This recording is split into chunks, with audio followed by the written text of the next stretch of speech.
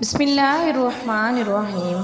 السلام علیکم ورحمۃ اللہ۔ امت محمدیہ پر جب نماز کو فرض کیا تو فرمایا ان الصلاۃ کانت علی المؤمنین کتابا موقوتا، نماز ایمان والوں پر فرض ہو گئی۔ جب روزے کو فرض کیا تو فرمایا کتب علیکم الصیام، اور جب جہاد کو فرض کیا تو فرمایا کتب علیکم القتال، تم پر قتال فرض ہو گیا۔ زکوٰۃ کے موقع پہ فرمایا انفقوا مما رزقناکم، میرے دیے ہوئے مال میں خرچ کرو۔ نماز، روزہ، زکوٰۃ، کلمہ سب اللہ کے لیے ہیں، لیکن ان تمام فرائض میں حج ایسا فریضہ ہے جس کی ابتدا میں ہی اللہ تبارک تعالیٰ نے فرمایا وَلِلَّهِ عَلَى النَّاسِ حِجُّ الْبَيْتِ۔ سورۃ آل عمران آیت نمبر 97 میں اللہ تبارک تعالیٰ نے جب حج کو فرض کیا تو سب سے پہلے اپنا نام لکھا۔ حج کو بہت خوبصورت انداز میں اس لیے فرض کیا کہ یہ بڑا مشکل کام ہے۔ علی الناس کہا سارے آ جاؤ، یعنی امیر غریب کو خاص نہیں کیا، کیونکہ بے شک صاحب استطاعت پر ہی حج فرض ہوتا ہے، لیکن تڑپ سب کی ہوتی ہے۔ ہر انسان کی زبان پر دعا ہوتی ہے کہ یا اللہ ہمیں اپنا گھر دکھا دے، ہمیں اپنے گھر کی زیارت نصیب فرما۔ کلمہ اللہ کی معرفت کا نام ہے، نماز اللہ سے تعلق بناتی ہے، اور زکوٰۃ سے یہ محبت اور مضبوط ہو جاتی ہے۔ روزے میں اللہ کی خاطر بھوک کو، پیاس کو برداشت کرتے ہیں تو اللہ سے عشق ہو جاتا ہے، اور جب اللہ سے عشق ہوتا ہے تو ہم اس عشق سے بے قرار ہو کر حج کا سفر کرتے ہیں، دیدار کا سفر کرتے ہیں۔ عاشقی اور عاشق ظاہری چیزوں سے بالکل بے نیاز ہوتا ہے، اس لیے اللہ تبارک تعالیٰ نے جو لباس بنایا ہے وہ بھی بالکل سادہ۔ باقی مسجدوں میں اللہ تعالیٰ نے حکم دیا کہ بالکل خاموشی کے ساتھ جانا ہے۔ جب میرے گھر میں آنا ہے تو چونکہ عاشق ہی میرے گھر میں آئے گا، مجھ سے محبت کرنے والا میرے گھر میں آئے گا، تو وہ اونچی آواز سے سب کو بتائے اور اللہ کے سامنے آرزو کرے لبیک اللہم لبیک، اے اللہ میں حاضر ہوں، اے اللہ میں حاضر ہوں، اور اونچی آواز سے چیخ کر بتائے کہ میں اللہ کے گھر کی زیارت کے لیے آیا ہوں، اللہ کے دیدار کے لیے آیا ہوں، اللہ کو ڈھونڈنے کے لیے آیا ہوں۔ حج بدنی اور مالی باتوں کا مجموعہ ہے۔ اس میں نمازوں کی طرح، روزے کی طرح، یعنی نماز کی طرح دعا، روزے کی طرح بھوک پیاس، نفسانی خواہشوں سے پرہیز، زکوٰۃ کی طرح مالی قربانی دینا ہوتی ہے۔ دوسری مستقل عبادات سے خلوص، تقوی، عجز و انکساری، قربانی، صبر و استقامت اور توکل علی اللہ کے جو جذبات الگ الگ نشو و نما پاتے ہیں، حج میں بیک وقت یہ سارے جذبات اور کیفیات پیدا ہوتی ہیں اور پروان بھی چڑھتی ہیں۔ حج کی اس اہمیت کے پیش نظر نبی اکرم صلی اللہ علیہ وسلم نے طرح طرح سے اس کی ترغیب بھی دی ہے۔ آپ کا ارشاد ہے جو شخص بیت اللہ کی زیارت کے لیے آیا، پھر اس نے نہ تو کوئی برا کام کیا، نہ خدا کی نافرمانی کی، تو وہ گناہوں سے ایسے پاک صاف ہو کر لوٹے گا جیسا کہ وہ پاک صاف اس دن تھا جس دن اس کی ماں نے اسے جنم دیا تھا۔ ایک اور حدیث مبارکہ میں آتا ہے حج اور عمرہ کرنے والے خدا کے مہمان ہوتے ہیں، وہ اپنے میزبان خدا سے دعا کریں تو وہ ان کی دعائیں قبول فرمائے گا، اور وہ اس سے مغفرت چاہیں تو وہ اس کی مغفرت بھی فرمائے گا۔ آپ صلی اللہ علیہ وسلم نے قدرت رکھنے کے باوجود حج نہ کرنے والوں کے لیے سخت وعید فرمائی۔ آپ نے فرمایا کہ جو شخص کسی بیماری یا کسی واقعی ضرورت یا کسی ظالم حکمران کے روکنے سے رک گیا اور اس کے باوجود وہ حج نہ کرے، یعنی اسے کسی نے روکا بھی نہیں ہے، اسے کوئی بیماری بھی نہیں ہے اور صاحب استطاعت بھی ہے، اس کے باوجود اگر وہ حج نہ کرے تو چاہے وہ یہودی مرے چاہے نصرانی۔ ایک حدیث مبارکہ میں حج اور عمرے کو تنگ دستی کا خاتمہ قرار دیا ہے۔ اس سے نہ صرف انفرادی طور پر خوشحالی آتی ہے بلکہ اجتماعی طور پر غربت کا خاتمہ ہو جاتا ہے، کیونکہ اس سے اسلامی ممالک کے مابین مشترکہ تجارت ہے، صنعت و حرفت کو فروغ حاصل ہوتا ہے، عالم اسلام کے اقتصادی مسائل کے حل اور منصوبہ بندی کا ایک اہم اور مناسب موقع مل جاتا ہے۔ حج کے دنوں میں مکہ عالمی منڈی بن جاتا ہے اور سامان کی خرید و فروخت ہوتی ہے۔ اس تجارت کے ذریعے مسلمان ممالک کی صنعت اور پیداوار سے لوگ روشناس ہوتے ہیں، لہٰذا حج عمرے کی وجہ سے انسان سے تنگ دستی ایسے ختم ہوتی ہے جیسا کہ آگ کی بھٹی سونا اور چاندی کے کھوٹ کو ختم کر دیتی ہے۔ لیکن اس بار ہماری بڑی بدنصیبی بدقسمتی یہ ہوئی کہ ہم میں سے بہت سے لوگوں نے اس فرائض کو انجام دینا تھا، بہت سے عاشقوں نے اللہ کے گھر کی زیارت کرنی تھی۔ کووڈ-19 کی وجہ سے صرف سعودی حکومت 10,000 کے قریب لوگ ہی حج کر سکتے ہیں۔ افسوس ہوتا ہے کبھی کبھی یہ سوچتے ہیں کہ کاش ہم بھی سعودیہ میں رہتے ہوتے اور اللہ تعالیٰ کے گھر کی زیارت کرتے، لیکن اللہ تعالیٰ نے چونکہ اس امت کو امتیازی شرف بخشا ہے، اس امت کو بڑا لاڈلا بنایا ہے، اس لیے حج کا نعم البدل بھی عطا کیا ہے۔ جیسے آج ہم خواہش کر رہے ہیں اور یہ سوچ رہے ہیں کہ ہم لوگ حج نہ کر سکے، اگر ہم سعودیہ میں ہوتے تو حج کر لیتے، یا ہمارے پاس پیسوں کی کمی ہے، مال کی کمی ہے جس کی وجہ سے ہم حج نہیں کر سکتے، اللہ کے گھر کی زیارت نہیں کر سکتے۔ اسی طرح کا ایک سوال صحابہ کرام نے بھی آپ صلی اللہ علیہ وسلم سے کیا۔ صحابہ فرمانے لگے، اللہ کے رسول، مالوں والے جیت گئے، اجر لے گئے، غنی تو حج بھی کرتے ہیں، جہاد بھی کرتے ہیں، اور ہم غریب لوگ نہ حج کر سکتے ہیں نہ جہاد کر سکتے ہیں۔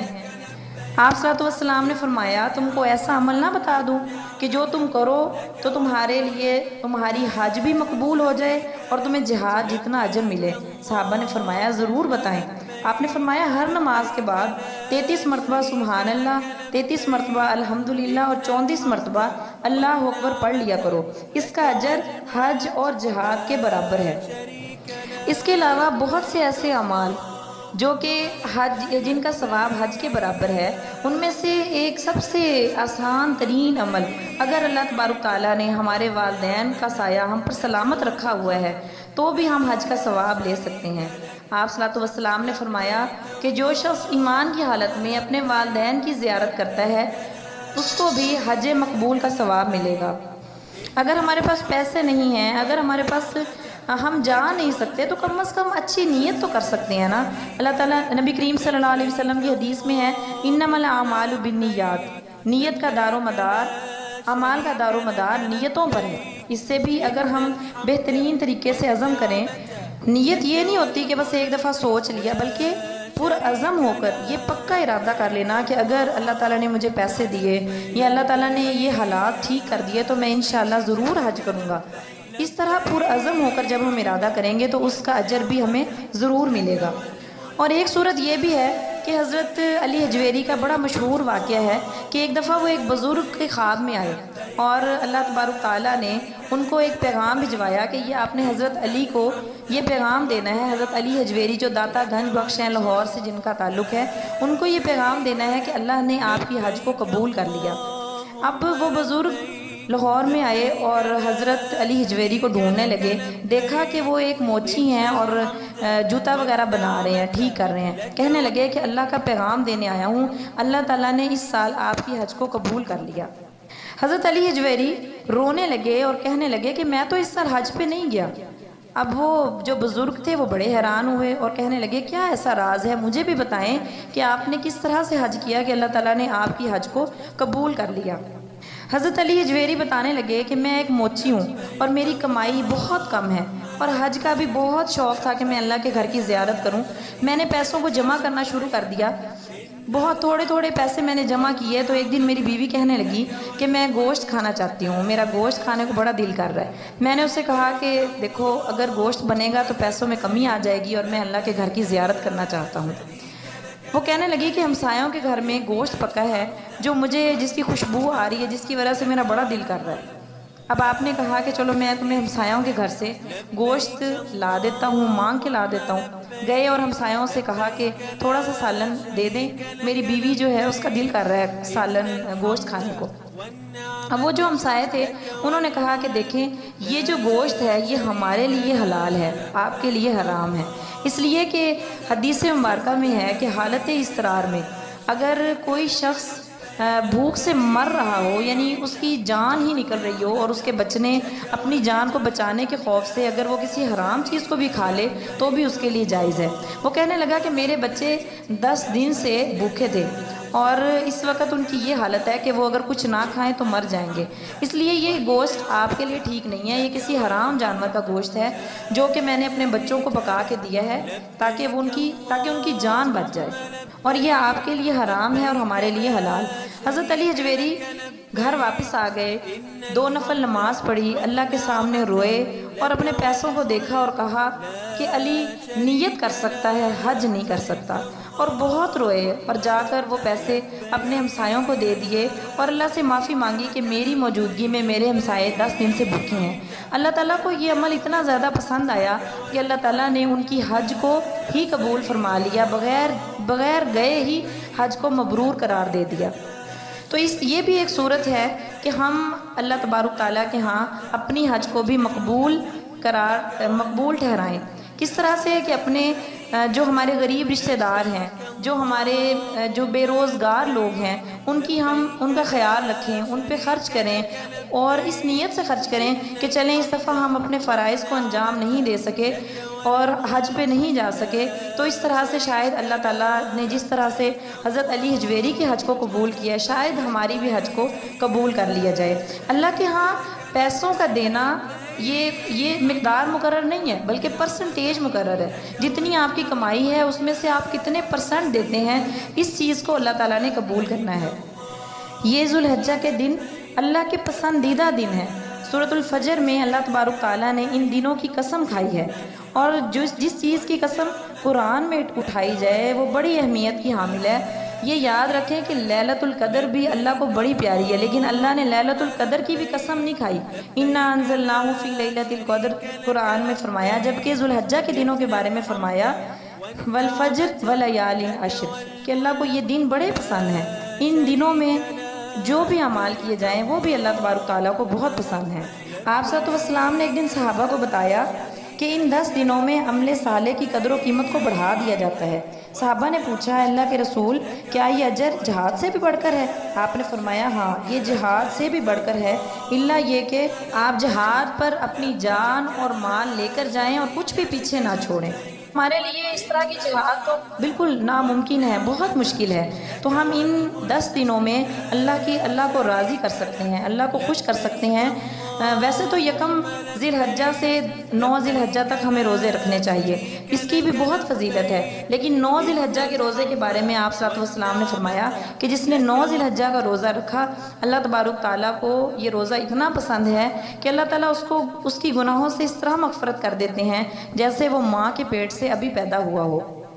یہ ایک واحد عشرہ ہے کہ ہم اس میں ساری عبادتیں کر سکتے ہیں، نماز، روزہ، حج، زکوٰۃ، قربانی، تمام عبادتیں جمع ہو جاتی ہیں۔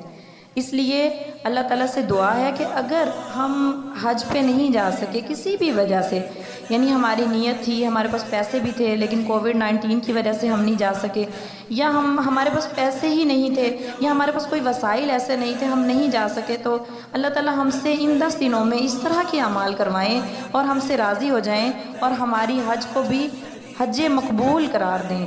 اور ایک بہت ہی خوبصورت عمل اور آسان عمل کہ فجر کی نماز ادا کی جائے اور اس کے بعد اشراق کے نوافل کا اہتمام کیا جائے، اس کا اجر بھی اللہ تبارک تعالیٰ مقبول حج اور عمرے کے برابر دیتے ہیں۔ اللہ تعالیٰ سے دعا ہے کہ اللہ تعالیٰ ہمارے لیے ان تمام کاموں کو کرنا بھی آسان فرمائے اور اس کی توفیق بھی ہمیں عطا فرمائے۔ وآخر الدعوانا الحمدللہ رب العالمین۔